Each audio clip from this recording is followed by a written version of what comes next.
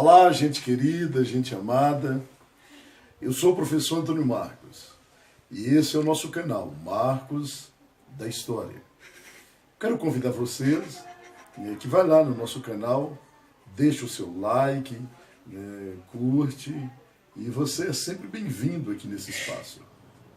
Dessa feita, nós iremos falar sobre períodos da história. A história, para melhor ser compreendida, ela foi dividida em períodos. O primeiro período da história é aquele período que nós chamamos de Idade da Pedra, ou o período paleolítico e o período neolítico. O segundo período, já da pré-história, é o chamado a Era dos Metais, que pode ser dividido na chamada Era do Bronze, Era do Cobre e a Era do Ferro. Bom, essa proto-história, essa pré-história, que nós chamamos de pré-história, fica no passado, porque inicia um período importantíssimo na história da humanidade.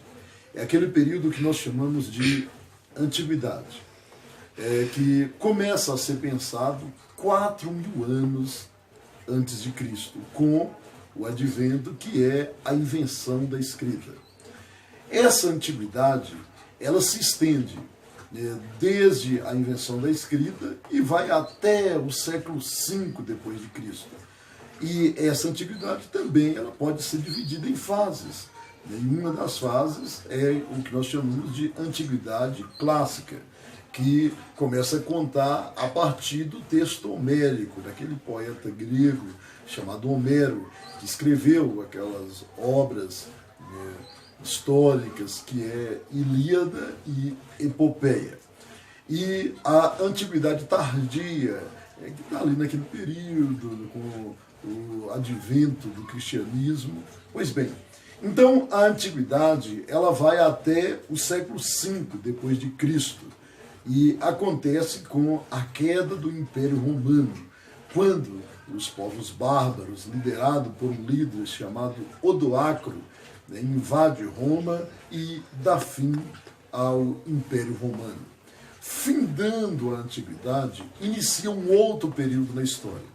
Esse período é chamado de Idade Média. A Idade Média vai do século V até o século XV. E essa Idade Média, a maioria dos historiadores divide ela em dois períodos, embora eu goste de pensar a Idade Média em três períodos. Bom, os dois principais períodos da Idade Média é a Alta Idade Média. É aquele período que a Idade Média está em alta, que vai do século V até o século IX. E a Baixa Idade Média, que vai do século IX até o século XV.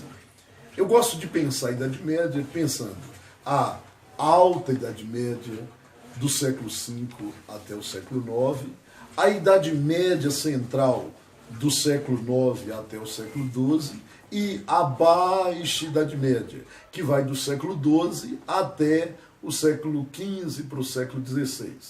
O fim da Idade Média se dá com um advento que acontece lá no Oriente, que é a queda do Império Romano do Oriente, ou Constantinopla, a tomada de Constantinopla pelos turcos otomanos.